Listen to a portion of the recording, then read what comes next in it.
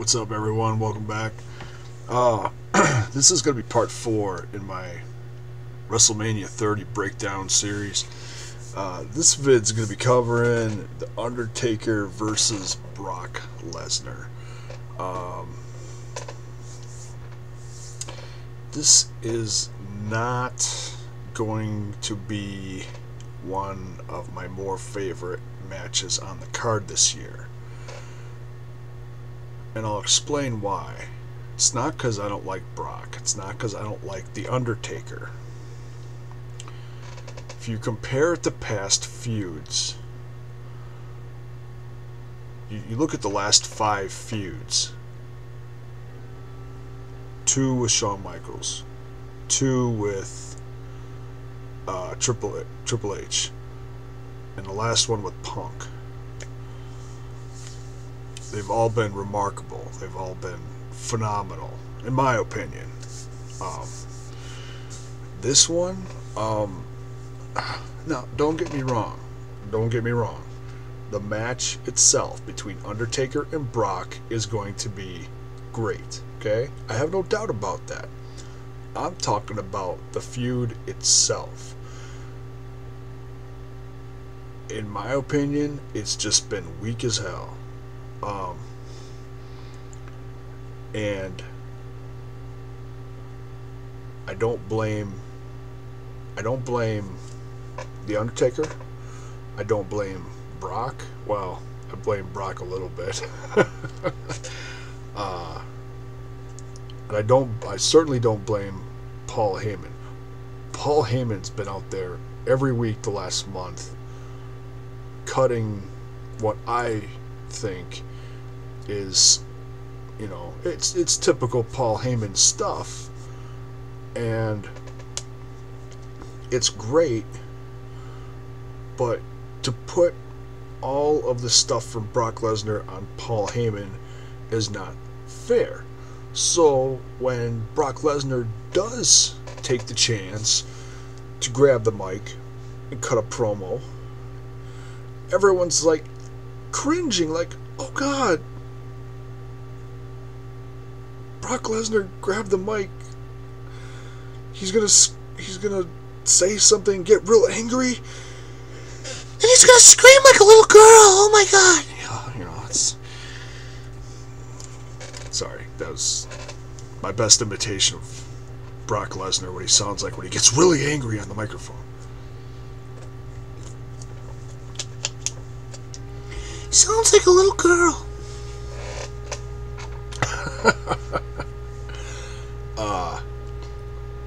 Yeah, please don't give him a microphone anymore. just have him come out and, just don't do that anymore, Brock, please. You're scaring the children. No, the match is going to be fine. I have no doubt about that. And the other reason why I say that is because, people love to be trolls on the internet and put up what seem to be current pictures of The Undertaker in his natural state. Looking old, looking gray, looking like he's like 80 years old. So when he came back this time in Green Bay, which I was very excited about, by the way, yeah, I was hoping and praying that, not to sound weird, but that he looked good, if Undertaker comes out and he looks like a decrepit old man, well, you could really call him a dead man then. You might as well put him 6 feet under, because no one's going to want to see him anymore. So he came out in that, everybody calls it the Assassin's Creed cloak, or garb, or whatever. So, for lack of better words, I'll call it that too, the Assassin's Creed getup. He came out in that, which is fine, looks cool, I dig it. stabbed Brock Lesnar through the hand with the pen, signed it in blood, whatever, it looked cool. But then, for some reason, he was walking to the back and had the blue spotlight on him as he was walking to the back, and he looked like a 7-foot tall Smurf. Just saying. He just looked weird. He looked old and weird to me, okay? So then I'm thinking, oh great, this is not going to turn out well. Something just didn't feel right. So then the next time he came out, which was like 2 weeks later, he came out, surprised Paul Heyman, or whatever it was, the next week, 2 weeks, whatever it was, surprised Paul Heyman from behind, didn't have the cloak on, just had his typical ring gear on, and you had a chance, I know this is going to sound weird, whatever, you got a chance to really look at his physique, and you're used to, okay, Undertaker's never been a huge muscular guy like Batista, Triple H, or Brock Lesnar, but he's been toned, he's been in shape. He never looked flabby. Well, there's a couple past years where he looked a little flabby, but nonetheless, he looked like he was in pretty good shape. So he came out and he surprised Paul Heyman. And I was like, the lights went on and he was standing there, Paul Heyman's, piss running down his legs, all freaked out on his knees. Taker's got him by the throat. He's like, I'm going to tell you something. And he's talking deep and he's talking in his typical Undertaker stuff. And you looked great. All my worries were completely thrown out the window. I was like, yes, that's the Taker we wanted. He looks like he's in great shape.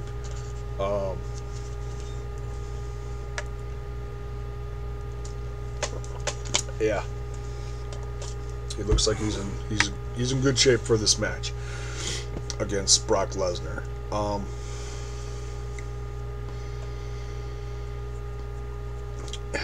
It is kind of a shame also how they've been doing this week after week. Even when Heyman was out there, Lesnar wasn't out there the whole time, came out there, looked tough, but then ended up looking like a giant wuss by the end of the promo. Except for this last week, the Go Home Raw, right before Mania, a few nights ago. He attacked Undertaker, and you could say the same thing happened last year, except Punk did it 10 times better. And just this whole feud has it's the first one in several years I'd say they have not done well, and I don't blame anyone except for the ones in the back who put it together. They have a very storied past going back, oh god. So now this is the part where I should have done a little research on it, but well, I did look up one thing. I heard someone say that The Undertaker has not beat Brock Lesnar before. And I was like, well, that's very interesting. Because they wrestled a lot back when Brock was in the WWE before. Back 2002-ish. Something like that. The early 2000s. When Brock was WWE champion. And The Undertaker was it was right after his American Badass phase. I don't know what, he had the short hair. It was when he first, cut his hair, and it was I don't know what you call that. Big Red Evil, whatever it was they called them back then. I don't know. But anyways, but they wrestled a lot. You know, they had the cage matches, the Hell in a Cells, all that stuff. And they each had their fair share of victories. They wrestled each other, I think I read like 6 times. And it's about even. Undertaker won on television like 3 times, and Brock Lesnar won 3 times on the pay-per-view, something like that. So it's pretty even.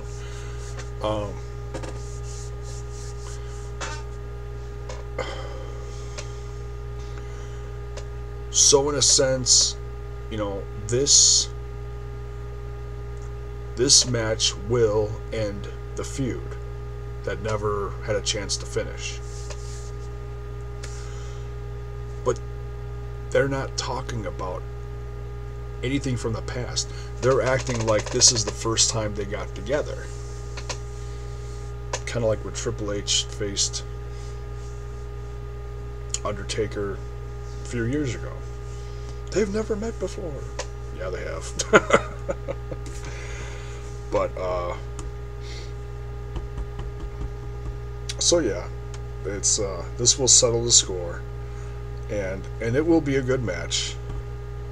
I'm not going to predict who's going to win yet. That'll come later this week. But, it'll be good. It'll be great to see. Taker's in great shape. And Brock Lesnar, if he just goes out there and does his thing and just keeps his mouth shut, it'll be wonderful. Paul Heyman can lead him down to the ring and, you know, do what he does best. He's one of the best managers out there.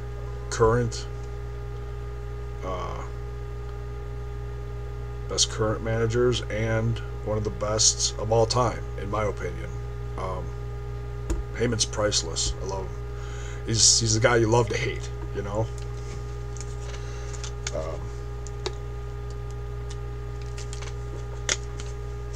So, well, that's about it. Yeah, can't wait till this Sunday. It's gonna be good. Taker versus Brock Lesnar. I don't think I have much else to add to it, other than, well, the only other thing I can think to add to it is, you wonder what kind of entrance Taker's gonna have. Last year he had the whole like Walking Dead theme. He came out, had the light behind him and the fog, and all the hands were reaching up to him from the side of the stage, you know, like clawing at him. So it had a very, you know, Walking Dead feel to it. It was just epic, and that was very original. So you gotta wonder if he's gonna top that this year, if he's gonna do something different.